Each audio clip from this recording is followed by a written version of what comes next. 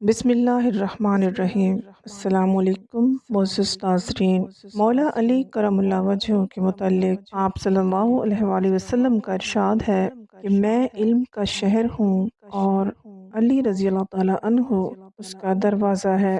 جناب علی رضی اللہ تعالیٰ عنہ نے علم سیدھا معلم کائنات محمد مصطفیٰ صلی اللہ علیہ وآلہ وسلم سے سیکھا اور ساری زندگی آپ صلی اللہ علیہ وآلہ وسلم کے ساتھ رہے۔ ایک دفعہ یہودیوں کی ایک جماعت مولا علی رضی اللہ تعالیٰ عنہ کے پاس آئی اور وہ جناب علی رضی اللہ تعالیٰ عنہ کے علم اور دانائی کے مقام سے واقف تھے۔ نادان یہ سوچ کر آئے تھے کہ اگر کسی طریقے سے وہ مولا علی رضی اللہ تعالیٰ عنہ کو علمی بنیاد پر شکست دے دیں تو اس سے مسلمانوں کو شرمندگی ہوگی اور ہر طرف ہمارا ڈنکا بجنے لگے گا۔ چنانچہ اس جماعت نے منصوبہ بنایا کہ ہم مولا علی رضی اللہ تعالیٰ عنہ سے مشکل سوالات کریں گے تاکہ وہ ان کا جواب نہ دے پائیں۔ اس جماعت کے یہودیوں نے یہ بھی منصوبہ بنایا کہ اگر جناب علی رضی اللہ تعالیٰ عنہ ان کے سوالات کے جواب دینے پر فقط تیار ہی ہو جائیں اور جواب نہ بھی دیں تو بھی وہ جیت جائیں گے کہ مولا علی رضی اللہ تعالیٰ عنہ پر شرط لگانے والے تھے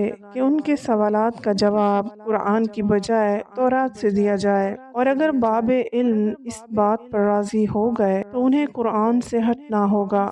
یہودیوں کی یہ جماعت اپنے دانشور راس الجالوت کی قیادت میں امام علی رضی اللہ تعالیٰ عنہ کے پاس آئے اور بولے، اے علی رضی اللہ تعالیٰ عنہ، ہم لوگوں نے آپ رضی اللہ تعالیٰ عنہ کے علم کا بہت چرچا سنا ہے۔ حضرت علی رضی اللہ تعالیٰ عنہ مسکرا کر بولے، تو کیا اس بات کی تصدیق کرنے آئے ہو؟ راس الجالوت بولا، ہم آپ سے چند سوالات کریں گے، آپ کو ان کا جواب ہماری کتاب تورات سے دینا ہوگا، اور اگر آپ نے سب کے سامنے ان سوالات کا ٹھیک جواب دے دیا تو ہم آپ رضی اللہ تعالیٰ عنہ کو باب العلم مان لیں گے۔ مولا علی رضی اللہ تعالیٰ عنہ نے یہودیوں کا چیلنج قبول کر لیا اور بولے، اگر میں تمہارے سوالات جو کہ میں ابھی تک جانتا نہیں ہوں کہ کیا ہیں ان کے جواب دینے میں کامیاب ہو گیا تو کیا تم لوگ اسلام قبول کر لو گے؟ یہودی اس بات پر آمادہ ہو گئے کہ اگر ان کے تمام سوالوں کے جواب انہیں تورات سے مل گئے تو وہ یہودی مذہب چھوڑ کر اسلام قبول کر لیں گے، اور یہ اس بات کی دلیل ہوگی کہ جن سے آپ نے علم سیکھا ہے وہ یقیناً اللہ کی طرف سے بھیجے گئے نبی ہیں۔ دونوں فریقوں میں معاملات طے ہو گئے اور سب لوگوں کو بلا لیا گیا تو یہودیوں کی طرف سے راس الجالوت چہرے پر فاتحانہ مسکراہٹ لے کر فاتح خیبر سے علم کے تکبر میں بولا، اے علی رضی اللہ تعالیٰ عنہ، اس چیز کا نام بتائیں جو خدا کے لیے نہیں ہے۔ یہودی یہ جانتے تھے کہ مسلمانوں کی کتاب میں درج ہے کہ ہر چیز خدا کے لیے ہے اور اس بات کا جواب باب علم کے لیے دینا ناممکن ہوگا۔ مجمع میں بیٹھے تمام افراد سوچ میں ڈوب گئے کہ کائنات میں کوئی ایسی چیز بھی ہے جو خدا کے لیے نہ ہو۔ تب مولا علی نے بغیر کسی توقف کے فرمایا، تم جاننا چاہتے ہو وہ کون سی چیز ہے جو اللہ کے لیے نہیں ہے؟ تو اس کا جواب شرک ہے۔ اللہ ہر قسم کے شرک سے پاک ہے۔ تمام مجمع جو بیٹھا سن رہا تھا بے ساختہ واہ واہ کہہ اٹھا۔ تو راس الجالود نے دوسرا سوال کیا اور بولا، اے علی رضی اللہ تعالیٰ عنہ، یہ بتائیے کہ وہ کون سی جگہ ہے جہاں اللہ تعالیٰ موجود نہیں ہے؟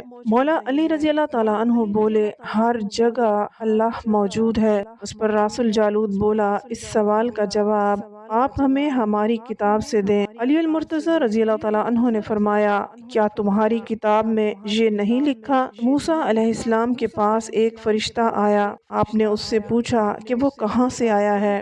تو اس نے جواب دیا کہ 7ویں آسمان سے آیا ہے۔ پھر ایک فرشتہ آیا اور اس سے پوچھا کہ وہ کہاں سے آیا ہے؟ تو وہ بولا کہ وہ زمین کے 7ویں گہرائی سے آیا ہے۔ موسیٰ علیہ السلام نے دونوں سے سوال کیا، کیا تمہارے قریب وہاں کوئی تھا؟ وہ بولے، ہمارے قریب وہاں ہمارا رب تھا۔ پس معلوم ہوا کہ بلندیوں کی انتہا ہو یا پستی کی انتہا، رب ہر جگہ موجود ہوتا ہے۔ یہ جواب سن کر یہودی ششدر رہ گئے۔ تب مولا علی رضی اللہ تعالیٰ عنہ نے فرمایا، پاک ہے وہ ذات جو کائنات کے ذرے ذرے میں ہے اور ہر چیز میرے کے رب کے قریب ہے۔ تیسرا سوال یہودیوں نے پوچھا، یا علی رضی اللہ تعالیٰ عنہ یہ بتائیں وہ کون سی چیز ہے جو رب کے قریب نہیں ہے؟ مولا علی رضی اللہ تعالیٰ عنہ بولے، ظلم ایک ایسی چیز ہے جو میرے رب کے قریب نہیں ہے۔ تیسرا جواب ٹھیک ہونے پر راس الجالوت تھوڑا پریشان ہوا اور اپنی حکمت عملی بدل کر علمی سوال کرنے کی بجائے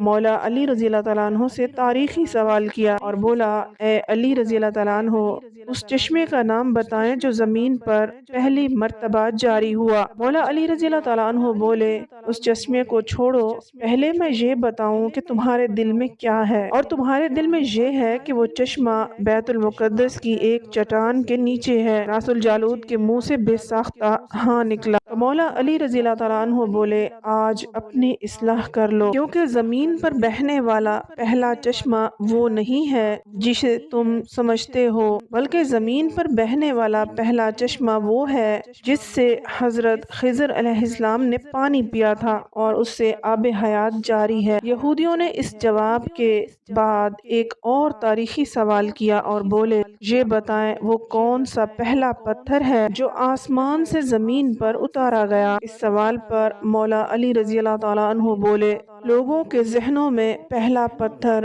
وہ ہے جو بیت المقدس میں نصب ہے، لیکن تم یہ بات بھول جاتے ہو کہ خانہ کعبہ بیت المقدس سے کہیں پرانا ہے۔ وہ حجر اسود اسی وقت نصب کیا گیا جب خانہ کعبہ پہلی دفعہ تعمیر ہوا تھا، اور وہی پہلا پتھر ہے۔ یہودیوں نے آپ کے جوابات سن کر ہمت چھوڑ دی کہ انہیں غلط قرار دیں، کیونکہ آپ ان کے جوابات انتہائی دلیل کے ساتھ دے رہے تھے اور ان کی اصلاح بھی کرتے جا رہے تھے۔ تب ان کے رہنما نے ایک اور مشکل سوال کیا اور بولے، یہ بتائیں وہ کون سی چیزیں ہیں جو مسلسل کم اور زیادہ ہو رہی ہیں؟ مولا علی رضی اللہ تعالیٰ عنہ بغیر کسی توقف کے بولے، تم اپنے ماہ و سال پر غور نہیں کرتے کہ ہر دن اور رات آنے والے دن اور رات سے پہلے مسلسل کم ہوتی ہے اور پھر مسلسل زیادہ؟ راس الجالوت نے اس پر ایک اور سوال پوچھا، زندہ رہنے کی پہچان سانس لینا ہے؟ کیا کائنات میں کوئی چیز ایسی بھی ہے جو سانس لیتی ہے مگر زندہ نہیں؟ حضرت علی رضی اللہ تعالیٰ عنہ نے فرمایا، جانتے ہو نا، کتاب میں لکھا ہے کہ صبح جب نکلتی ہے تو سانس لیتی ہے، حالانکہ صبح کے پاس نہ روح ہے اور نہ جان۔ یہ سن کر وہ جلدی جلدی بولا، اچھا یہ بتائیں زمین کا وہ کون سا حصہ ہے جہاں سورج کی کرنیں ساری زندگی میں صرف ایک دفعہ پڑی اور پھر کبھی نہیں پڑی؟ مولا علی رضی اللہ تعالیٰ عنہ نے فوراً جواب دیا، موسیٰ علیہ السلام نے جب دریا کو اپنے عصا سے دو ٹکڑے کیا تو اس زمین پر سورج کی کرنیں پہلی دفعہ پڑی، اور جب آپ گزر گئے اور پانی نے وہ راستہ بند کر دیا تو پھر اس جگہ سورج کی کرنیں دوبارہ کبھی نہیں پڑی۔ اگلا سوال یہودیوں نے یہ کیا، بولے، یا علی رضی اللہ تعالیٰ عنہ یہ بتائیں وہ کون سی دو چیزیں ہیں جو ہمیشہ غائب رہتی ہیں، اور وہ کون سی دو چیزیں ہیں جو ہمیشہ حاضر رہتی ہیں؟ مولا علی رضی اللہ تعالیٰ عنہ بولے، آسمان اور زمین کی طرف دیکھو، وہ دونوں تمہیں کبھی غائب نظر نہیں آئیں گے، وہ دونوں ہمیشہ حاضر رہتے ہیں، اور موت اور زندگی کو تم ڈھونڈو تو تم دونوں کو غائب پاؤ گے اور تمہارے پاس ان کا کوئی پتہ نہیں ہے۔ یہودی رہنما حیرت زدہ تھا، مگر اپنے اس سوال پر اسے یقین تھا کہ اسے اس کا جواب نہیں ملے گا، لہٰذا بولا، یہ بتائیں یا علی رضی اللہ تعالیٰ عنہ وہ کون سی چیز ہے جس کا خالق خدا خود اللہ تعالیٰ ہے، مگر اسی کے بارے میں خود سوال بھی کرتا ہے؟ مولا علی رضی اللہ تعالیٰ عنہ بولے، موسیٰ علیہ السلام کے عصا کا خالق خود اللہ ہے، اور اس عصا کے بارے میں اس نے خود موسیٰ علیہ السلام سے سوال بھی کیا اور پوچھا، موسیٰ یہ آپ کے ہاتھ میں کیا ہے؟ پھر یہودیوں نے اگلا سوال کیا، بیت اللہ کا طواف تو ذی حیات کرتے ہیں،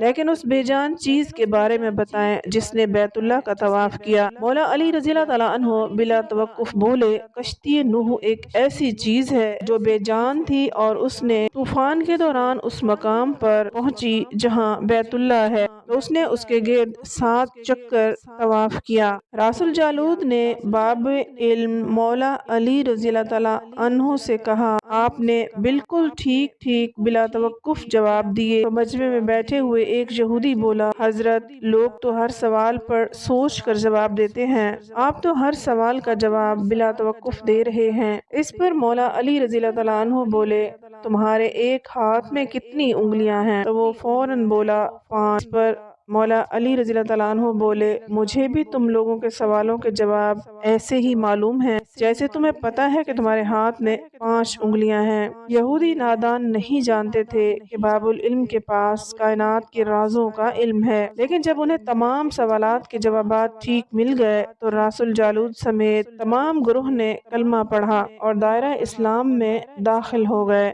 उम्मीद है आपको आज की वीडियो पसंद आई होगी। मज़ीद वीडियोस के लिए हमारे चैनल को सब्सक्राइब कर लें। वीडियो को लाइक और शेयर ज़रूर कर दें। अगली वीडियो तक इजाज़त दें। अल्लाह हाफ़िज़।